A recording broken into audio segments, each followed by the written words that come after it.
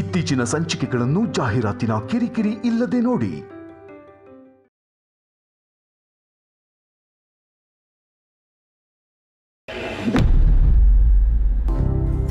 ಆರ್ತಿ, ಇವಾಗ ನಾನೇ ಕಾಫಿ ಕುಡಿಸ್ತೀನಿ. ನನಗೆ ಏಟಾಗಿರೋದು ಒಂದು ಕೈಗೆ, ಇನ್ನೊಂದು ಕೈ ಚೆನ್ನಾಗಿದೆ, ಕೊಡಿರಿ, ನಾನು ಕುಡಿತೀನಿ. ಏನು ಸಾರ್ತಿ, ಅವಾಗಲೇ ನಿಮ್ಮ ಮಗಳು ಕಾಫಿ ಕುಡಿದ್ರಿ, ಇವಾಗ ನಾನು ಕುಡಿಸ್ತೀನಿ ಅಂದರೆ ತಡೀತಾ ಇದ್ದೀರಾ? ಏನು ನಿಮ್ಮ ಮಗಳಿಗೊಂದು ನ್ಯಾಯ, ನನಗೊಂದು ನ್ಯಾಯನಾ? ಅಯ್ಯೋ, ಎಂಥ ಮಾತು ಅಂತ ಆಡ್ತೀನಿ ದೊಡ್ಡ ಯಜಮಾನ್ರೆ. ಅರ್ಜುನ್ ಕೋಟೆಯವ್ರಿಗೆ ನಾನು ದೇವಸ್ಥಾನ ಕೊಟ್ಟಿದ್ದೀನಿ. ದೇವಸ್ಥಾನದಲ್ಲಿ ಇರಬೇಕಾದ ವಿಗ್ರಹ ಗಿಡದ ಕೆಳಗಡೆ ಇಟ್ಕೊಡ್ಲೆ ಅದ್ರ ಶಕ್ತಿ ಕಡಿಮೆ ಆಗ್ಬಿಡುತ್ತಾ, ಭಕ್ತಿ ಕಡಿಮೆ ಆಗ್ಬಿಡುತ್ತಾ? ಅರ್ಜುನ್ ಕೋಟೆಯವರು ಹಿಂಗೆಲ್ಲ ಸೇವೆ ಮಾಡಿದ್ ನಿಂತಾಗ ಒಂಥರ ಮುಜುಗರ ಆಗುತ್ತೆ. ಅದಕ್ಕೆ ಬೇಡ ಅಂತೀನಿ ಅಷ್ಟೇ, ತಪ್ಪು ತಿಳ್ಕೊಬೇಡಿ. ಸಾರ್ತಿ, ನಾನು ಮನುಷ್ಯ, ನನ್ನ ದೇವ್ರಿಗೆಲ್ಲ ಹೋಲಿಸ್ಬೇಡಿ. ನನಗೆ ಯಾವ ವರ ಕೊಡೋ ಶಕ್ತಿನೂ ಇಲ್ಲ.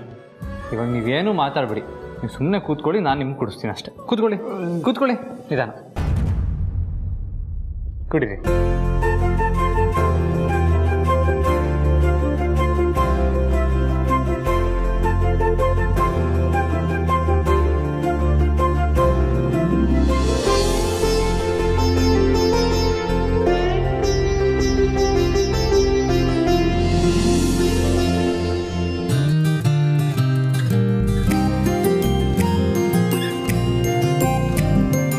ಇದಪ್ಪ ಅದೃಷ್ಟ ಅಂದರೆ ಇದು. ಆದರೆ ನನಗಾಗ್ತಿರೋ ಮಹಾ ಅನ್ಯಾಯ. ಅಲ್ಲ ಆದಿತ್ಯ, ನಾನು ನಿಮ್ಮಪ್ಪನಿಗೆ ಯಾವತ್ತಾದ್ರೂ ಲೈಫಲ್ಲಿ ಒಂದೇ ಒಂದ್ಸಲ ಕಾಫಿ ಕುಡ್ಸಿದ್ಯಾ? ಸರಿಯಾಗಿ ಹೇಳಿದ್ರಿ ಮಾವ, ಇದಕ್ಕೆ ತಕ್ಕ ಪರಿಹಾರ ಆಗ್ಲೇಬೇಕು. ನಮ್ಮಪ್ಪಂಗೆ ನಿಮ್ ಮಗ ಕಾಫಿ ಕುಡ್ಸಿದ್ರು, ಈಗ ನಿಮಗೆ ನಮ್ಮಪ್ಪನ್ ಮಗಳು ಕಾಫಿ ಕುಡ್ಸಿದ್ರೆ ಸರಿ ಹೋಗುತ್ತಲ್ವಾ? ಎಂತ ಒಳ್ಳೆ ಮನ್ಸಮ್ಮ ನಿಂದು. ಯಾರೊಬ್ರು ನೊಂದ್ಕೊಳ್ಳೋ ಹಾಗೆ ಮಾಡೋದೇ ಇಲ್ಲ ನೀನು. ಸುಮ್ಮನೆ ತಮಾಷೆ ಮಾಡಿದೆ ನಾನು. ಅಪ್ಪ, ನಾನು ಇವಾಗ ಕಾಫಿ ಮಾಡ್ಕೊಂಡ್ ಬರ್ತೀನಿ, ಅವಳು ಕುಡಿಸ್ತಾಳೆ ನಿಜ. ಅದಕ್ಕೆಲ್ಲ ನಂಗೆ ಟೈಮ್ ಇಲ್ಲಪ್ಪ. ನಾನೀಗ ಬಂದಿರೋದು ನಮ್ಮ ಸೊಸೆಗೆ ಯೋಗ ಹೇಳ್ಕೊಡಕ್ಕೆ.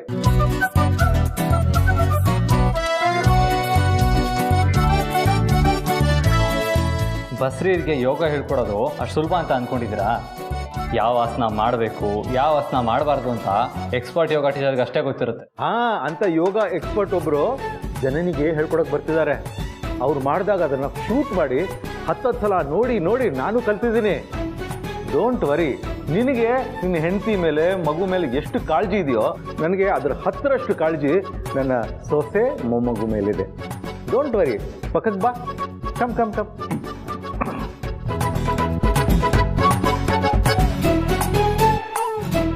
ಸೊ ಕೂತ್ಕೊಳ್ಳೋಣ, ಪ್ರಾಣಾಯಾಮ ಶುರು ಮಾಡೋಣ. ಆರಾಮಾಗಿ ಕೂತ್ಕೋ. ಪದ್ಮಾಸನದಲ್ಲೇ ಕೂತ್ಕೋಬೇಕು ಅಂತೇನಿಲ್ಲ, ಸುಖಾಸನಲ್ಲಿ ಕೂತ್ಕೋಬಹುದು. ನಿಮ್ಗೆ ಹೇಗೆ ಕಂಫರ್ಟಬಲ್ ಅನ್ಸುತ್ತೋ ಹಾಗೆ ಕೂತ್ಕೋ. ಫಸ್ಟ್ ಪ್ರಾಣಾಯಾಮ.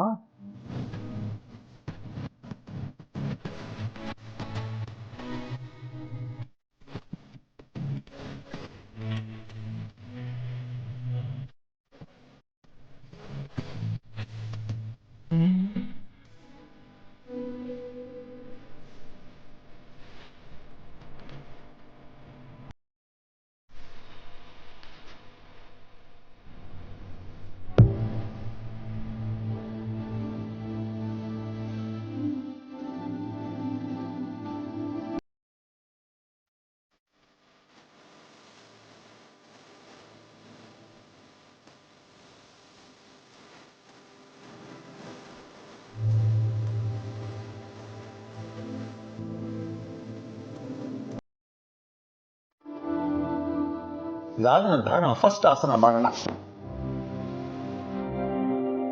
ಇದಕ್ಕೆ ತಾಡಾಸನ ಅಂತಾರೆ.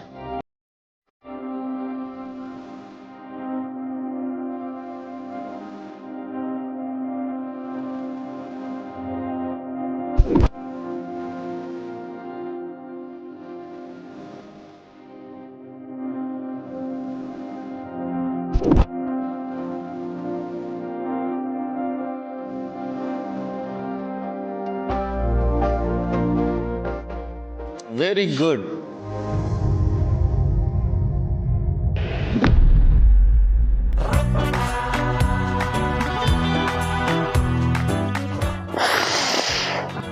ಅಯ್ಯಪ್ಪ ದೇವ್ರೆ, ಒಂದೇ ಮುಗಲ್ ಹೆಂಗ್ ಉಸಿರಾಡ್ತಾರೆ ಇವರು? ಫ್ರೆಂಡ್ಸ್ ಬನ್ನಿ ಇಲ್ಲಿ. ಜನನಿ ಕೂತು ಯೋಗ ಮಾಡ್ತಿದ್ಲಲ್ಲ ಯೋಗ ಮ್ಯಾಟು, ಅದನ್ನು ನೀವೇನಾದರೂ ನೋಡಿದ್ರಾ? ಯಾಕೆಂದರೆ ಅವಳು ಯೋಗ ಮಾಡುವಾಗಲೇ ನಾನು ಆ ಯೋಗ ಮ್ಯಾಟ್ ಮೇಲೆ ಒಂದು ಕಣ್ಣಿಟ್ಟಿದ್ದೆ. ಆ ಯೋಗ ಟೀಚರ್ಗೆ ಕುಂಕುಮ ಕೊಡೋಣ ಅಂತ ಹೋದೆ, ಹೋಗಿ ಬರೋ ಅಷ್ಟರಲ್ಲಿ ಯೋಗ ಮ್ಯಾಟೇ ಇಲ್ಲ. ಕೆಲಸದವ್ರು ಎಲ್ಲಿಟ್ಟಿದ್ದಾರೋ ಏನೋ, ಅವ್ರನ್ನ ಕೇಳೋ ಹಂಗೂ ಇಲ್ಲ. ಕೇಳಿದ್ರೆ ಜನನಿ ಯೋಗ ಮ್ಯಾಟು ಈ ಅಮ್ಮನಿಗೆ ಹಾಕ್ಬೇಕು ಅಂತ ನನ್ನನ್ನೇ ವಿಚಿತ್ರವಾಗಿ ನೋಡ್ತಾರೆ. ಅಯ್ಯೋ ದೇವ್ರೆ, ಈ ಹೊಟ್ಟೆಯಲ್ಲಿರೋ ಗುಟ್ಟನ್ನ ನಾನು ಯಾವಾಗ ಅಕ್ಕನ ಹತ್ರ ಹೇಳ್ತೀನೋ ಅಂತ ಅನ್ನಿಸ್ಬಿಟ್ಟಿದೆ. ಅದು ಸರಿ, ಯೋಗ ಮ್ಯಾಟ್ ಎಲ್ಲಿದೆ?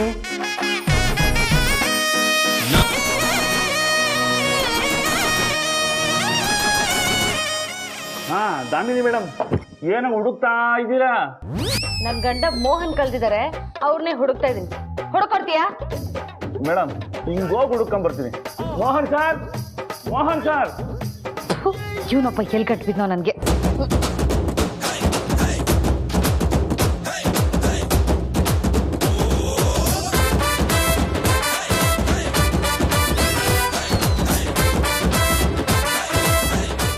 ಈ ಭಾವ ಯಾಕೆ ಕಳ್ಳಬೇಕ್ ಥರ ಬರ್ತಿದ್ದಾರೆ? ಸಿಂಡ್ರಲ್ಲ ಯೋಗ ಮ್ಯಾಟು ಭಾವನ್ ಕೈಯಲ್ಲಿ. ಅಬ್ಬಾ, ಯಾರೂ ಇಲ್ಲ ಇಲ್ಲಿ ನೋಡಕ್ಕೆ.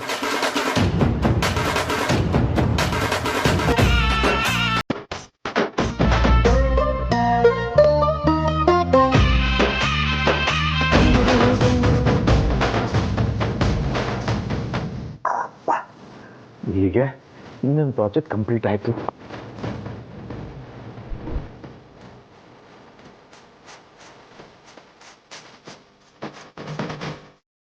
ಅಲ್ಲ, ಈ ಭಾವ ಯೋಗ ಮ್ಯಾಟ್ ತಗೊಂಡು ಎಲ್ಲಿಗೆ ಹೋಗಿದ್ರು? ಪ್ರಾಜೆಕ್ಟ್ ಕಂಪ್ಲೀಟ್ ಆಯ್ತು ಅಂತ ಹೇಳಿದ್ರು.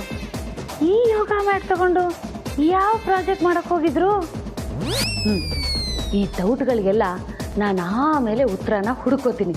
ಈಗ ನಾನು ಜನನಿ ಥರ ಬಸ್ರಿ, ಅವಳ ಥರನೇ ನಾನು ಪ್ರೆಗ್ನೆನ್ಸಿ ಯೋಗ ಮಾಡಬೇಕು. ಈಗ ನಾನು ಜನನಿ ಥರ ಯೋಗ ಮಾಡ್ತೀನಿ ಫ್ರೆಂಡ್ಸ್. ಹಾಂ, ವಿಡಿಯೋ ಆನ್ ಆಯಿತು. ಅಯ್ಯೋ ಏಯ್, ಈ ಮನೇಲಿ ಯಾರು ನನ್ನ ಮಾತು ಕೇಳಲ್ಲ, ಈ ಯೋಗ ಮ್ಯಾಟು ನನ್ನ ಮಾತು ಕೇಳಲ್ಲ. ಇವತ್ತು ನಾನು ಯೋಗ ಮಾಡಲೇಬೇಕು. ಫ್ರೆಂಡ್ಸ್, ಈ ಯೋಗ ಮ್ಯಾಟು ನನ್ನ ಮಾತು ಕೇಳ್ತಾ ಇಲ್ಲ. ನಿಂತ್ಕೊಂಡು ಯಾವ್ದಾದ್ರು ಯೋಗ ಇದೆಯಾ ನೋಡ್ತೀನಿ. ಬಾ ನೋಡು ಗೆಳೆಯ, ನವಿಲು ಗರಿಯು ಮರಿ ಹಾಕಿದೆ.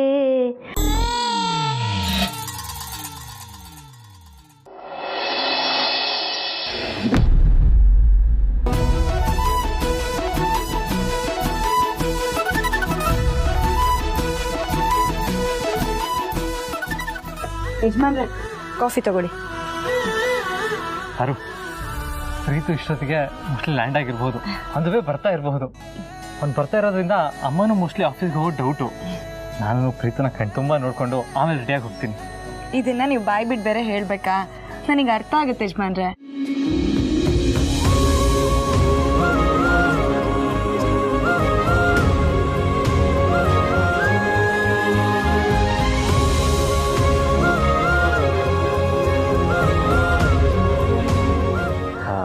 ಅಖಿಲ, ಹನುಮಂತು ಬದಲು ಆದಿತ್ಯನೇ ಡ್ರೈವರ್ ಅಂತ ಆದಮೇಲೆ ಪ್ರೀತನ ಏರ್ಪೋರ್ಟಿಂದ ಕರ್ಕೊಂಡು ಬರೋದಕ್ಕೆ ಆದಿತ್ಯನ ಕಳಿಸೋಣ ಅಂತಿದ್ದೆ.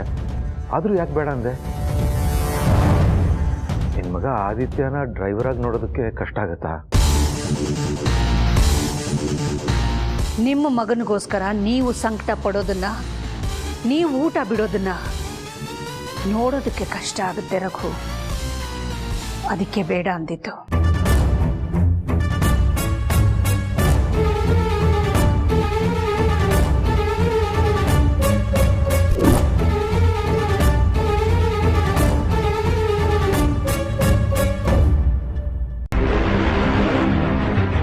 ಇನ್ನು ಮುಂದೆ ಹನುಮಂತು ಹುಷಾರಾಗಿ ಬರೋವರೆಗೂ ಆ ಜಾಗಕ್ಕೆ ಬೇರೆ ಯಾವ ಡ್ರೈವರು ಬರೋದು ಬೇಡ.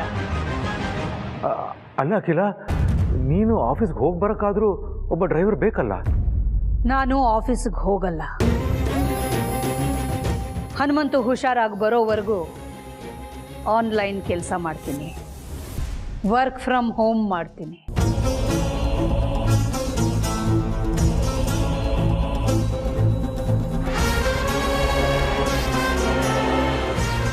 ಛೇ, ಅಮ್ಮ ಮಗ ಇಬ್ಬರು ಒಂದು ಮಾಡೋಕ್ಕೆ ಇದ್ದ ಒಂದು ದಾರಿನೂ ಮುಚ್ಚೋಯ್ತಲ್ಲ. ನನ್ನ ಫೀಲಿಂಗ್ಸ್ನ ಕಂಟ್ರೋಲ್ ಮಾಡದೆ ನಾನೇ ಏನಾದರೂ ಎಡವಟ್ಟು ಮಾಡಿಬಿಟ್ನಾ? ನೋಡೋ, ಇದರಲ್ಲಿ ನಂದೇನು ತಪ್ಪಿಲ್ಲ. ಮಗನ ಕಷ್ಟಕ್ಕೆ ಮರುಗದೇ ಇರೋನು ತಂದೆ ಆಗ್ತಾನ. ಹೇಗಿದ್ದರೂ ಈಗ ಪ್ರೀತು ವಾಪಸ್ ಬರ್ತಿದ್ದಾನಲ್ಲ, ಅವನ ಜೊತೆ ಸೇರಿಕೊಂಡು ಅಮ್ಮ ಮಗ ಇಬ್ಬರು ಒಂದಾಗಕ್ಕೆ ಬೇರೆ ಏನಾದರೂ ದಾರಿ ಹುಡುಕಿದ್ರೆ ಆಯಿತು.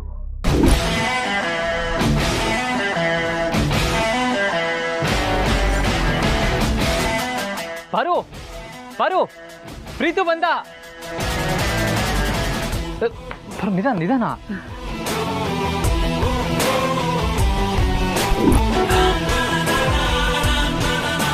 ಅಕ್ಕ, ಪ್ರೀತು ಬಂದ. ಜನನಿ ಬಾಮ್ಮ.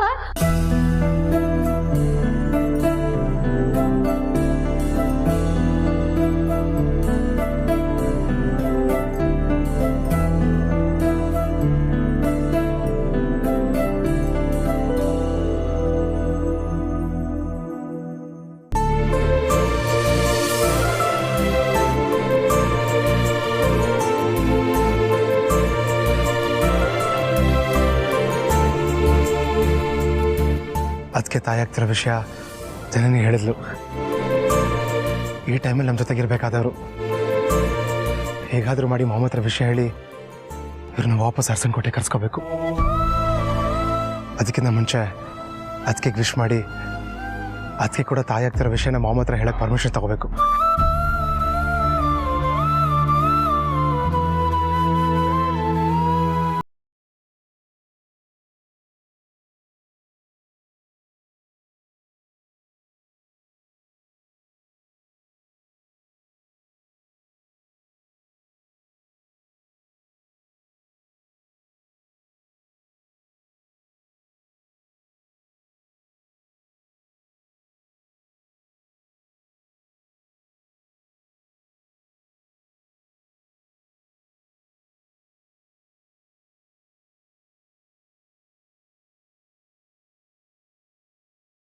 ಮಗ ಇಷ್ಟು ದಿವಸ ಆದ್ಮೇಲೆ ಬಂದಿದ್ದಾನೆ.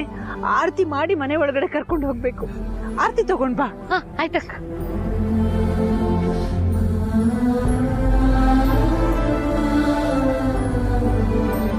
ಪಾರು, ಅವ್ನು ನಮ್ಮ ಹತ್ರನೇ ಬರ್ತಾ ಇದ್ದ. ಅಮ್ಮ ಕರೆದ್ರು ಅಂತ ವಾಪಸ್ ಹೋದ. ಹೋಗ್ಲಿ ಬಿಡು, ಅವನ್ನ ಕಣ್ತುಂಬ ನೋಡಿದ್ವಲ್ಲ, ಅಷ್ಟು ಸಾಕು. ಪಾಪ ಅವ್ರು ಇಲ್ಲಿಗೆ ಬಂದಿದ್ರು, ನಾವು ಅವ್ರ ಹತ್ರ ಮನ್ಸಾರೆ ಮಾತಾಡೋದು ಅಷ್ಟರಲ್ಲೇ ಇತ್ತು. ಅವ್ರ ಮೇಲೆ ನಮ್ಮಿಬ್ಬರಿಗೂ ಬೆಟ್ಟದಷ್ಟು ಪ್ರೀತಿ ಅಕ್ರೆ ಇದೆ. ಆದರೆ ನಾವು ಇಲ್ಲಿಗೆ ಬಂದಿರೋ ಉದ್ದೇಶ ಎಲ್ಲಿ ಬಾಯಿ ಬಿಟ್ಬಿಡ್ತೀವೋ ಅನ್ನೋ ಅಳ್ಕಲ್ತಾನೆ ನಾವು ಅವರಿಂದ ದೂರ ಇರೋದು.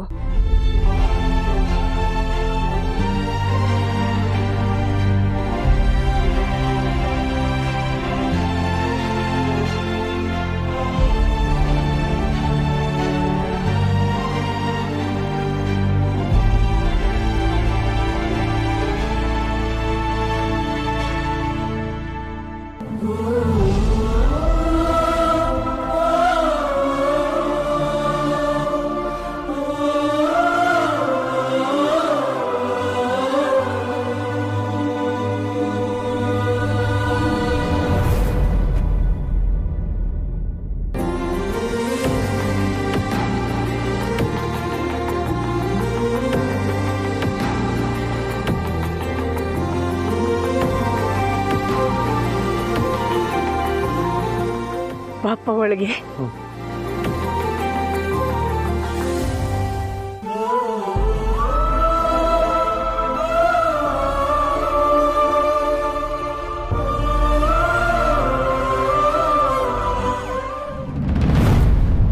ಪ್ರೀತು, ಚೆನ್ನಪ್ಪ, ಆ ಗಿಫ್ಟ್ ಇರೋ ಸೂಟ್ ಕೇಸ್ ಎಲ್ಲ ಇಲ್ಲೇ ತಗೊಂಡ್ ಬಾ.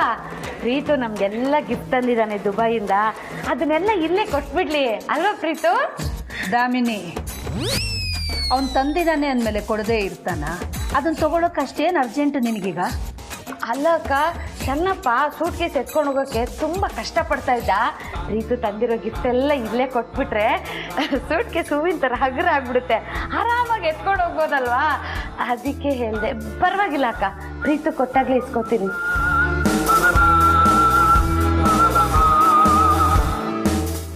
ಅಯ್ಯ, ಬಸ್ರಿ ಬೈಕೆ ಅಂತ ದುಬೈಯಿಂದ ಪ್ರೀತುಗೆ ಚಿನ್ನ ಥರ ಕೇಳಿದ್ದೆ.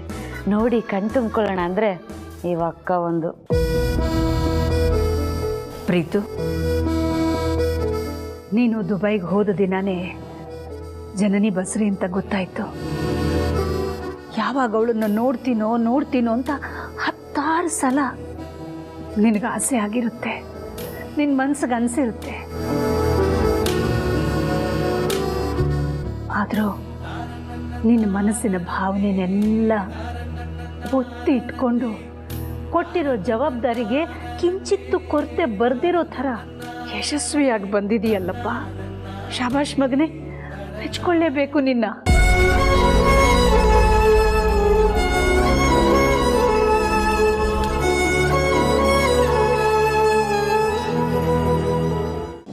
ಆ ದೇವರು ತುಂಬ ಕರುಣಾಮಯಿ. ಕೆಲವು ವಿಷಯದಲ್ಲಿ ಕಷ್ಟ ಕೊಟ್ಟರು, ಇನ್ನು ಕೆಲವು ವಿಷಯದಲ್ಲಿ ನೆಮ್ಮದಿ ಕರುಣಿಸ್ತಾನೆ. ನಿನಗೆ ಜವಾಬ್ದಾರಿ ಬಂತು. ಅದಕ್ಕಿಂತ ಹೆಚ್ಚಾಗಿ ನಮ್ಮ ಮನೆತನದ ಹಳೆಯ ಶತ್ರು ಅರುಂಧತಿ ಸತ್ತೋದ್ಲು. ಅರುಂಧತಿ ಸತ್ತೋದ್ಲ?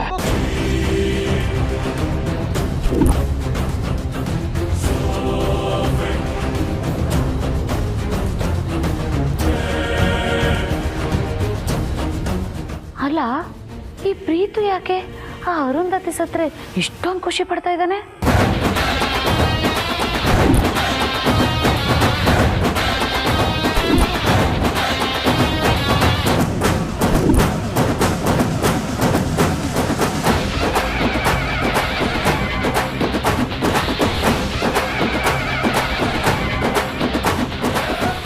ಅಂದರೆ ಅರುಂಧತಿನ ಮನೆಗೆ ಎಷ್ಟೊಂದು ಕಾಟ ಕೊಟ್ಟಿದ್ದಾಳಲ್ವಾ ಮಾವು. ನಿಮ್ಗೆ ಯಾವಾಗಲೂ ಟೆನ್ಷನ್ ಇದ್ದೇ ಇರ್ತಿತ್ತು, ಯಾವಾಗ ಏನು ಮಾಡಿಬಿಡ್ತಾಳೋ ಅಂತ. ಈಗ ವಿಷಯ ಕೇಳಿ ಮನ್ಸಿಗೆ ನಿರಾಳ ಅನಿಸ್ತು. ಪ್ರೀತು, ಸತ್ತೋರು ಶತ್ರುನೇ ಆಗಿರಬಹುದು. ಅವ್ರ ಸಾವಿಗೆ ಸಂತಾಪ ಸೂಚಿಸದೆ ಹೋದರೂ ಪರವಾಗಿಲ್ಲ, ಆದರೆ ಯಾರ ಸಾವನ್ನು ಸಂಭ್ರಮಿಸಬಾರ್ದು. ಸಾರಿ ಮಾಮ್, ನನಗೂ ಒಂದು ಜೀವ ಹೋಯ್ತಲ್ಲ ಅಂತ ಪಾಪ ಅಂತ ಅನ್ನಿಸ್ತು. ಆದರೆ ನಮ್ಮ ಫ್ಯಾಮಿಲಿ ಎನಿಮಿ ಚಾಪ್ಟರ್ ಕ್ಲೋಸ್ ಆಯ್ತಲ್ಲ ಅಂತ ರಿಲ್ಯಾಕ್ಸ್ ಆಗಿ ಆ ಥರ ಮಾತಾಡಿದೆ ಅಷ್ಟೇ. ಈಗ ನನ್ನ ಪ್ರಾಬ್ಲಮ್ಮು ಅಲ್ಲ, ಐ ಮೀನ್ ಅರಸನಕೋಟೆಗೆ ದೊಡ್ಡ ಪ್ರಾಬ್ಲಮ್ ಆಗಿದ್ದ ಅರುಂಧತಿ ಕಾಟ ಇನ್ನಿರಲ್ವಲ್ಲ, ಅಷ್ಟು ಸಾಕು.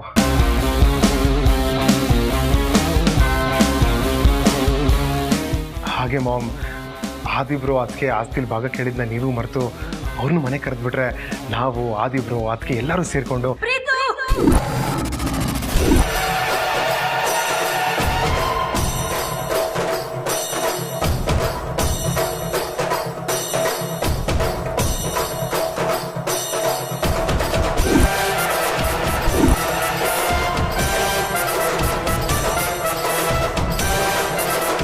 ಕೆಲವ್ರ ಹೆಸರನ್ನ ಈ ಮನೆಯಲ್ಲಿ ಎತ್ತಿದ್ರೆ ನನಗಿಷ್ಟ ಆಗಲ್ಲ ಅಂತ ನಿನಗೂ ಗೊತ್ತು ತಾನೇ? ಬಟ್ ಮಾಮ್, ಏನಂದ್ರೆ ಪ್ರೀತು, ಈಗ ನೀನು ಜನನಿ ಬಗ್ಗೆ, ಅವಳು ಹೊಟ್ಟೆಲಿ ಬೆಳೀತಾ ಇರೋ ನಮ್ಮ ವಂಶದ ಕುಡಿ ಬಗ್ಗೆ, ನಿನ್ನ ಆರೋಗ್ಯದ ಬಗ್ಗೆ ಮಾತ್ರ ಕಾಳಜಿ ವಹಿಸಿದ್ರೆ ಸಾಕು. ಇನ್ಯಾವುದ್ರ ಬಗ್ಗೆನೂ ತಲೆ ಕೆಡಿಸ್ಕೊಳ್ಳೋದು ಬೇಡ. ತುಂಬ ದಿನ ಆಗಿದೆ. ಜನನಿಗೂ ನಿನ್ನ ಹತ್ರ ಮಾತಾಡೋದು ತುಂಬ ಇರುತ್ತೆ, ನಿನಗೂ ಅವಳ ಹತ್ರ ಮಾತಾಡೋದಿರುತ್ತೆ. ರೂಮ್ ಹೋಗಿ. ಸರಿ ಮಾಮ್.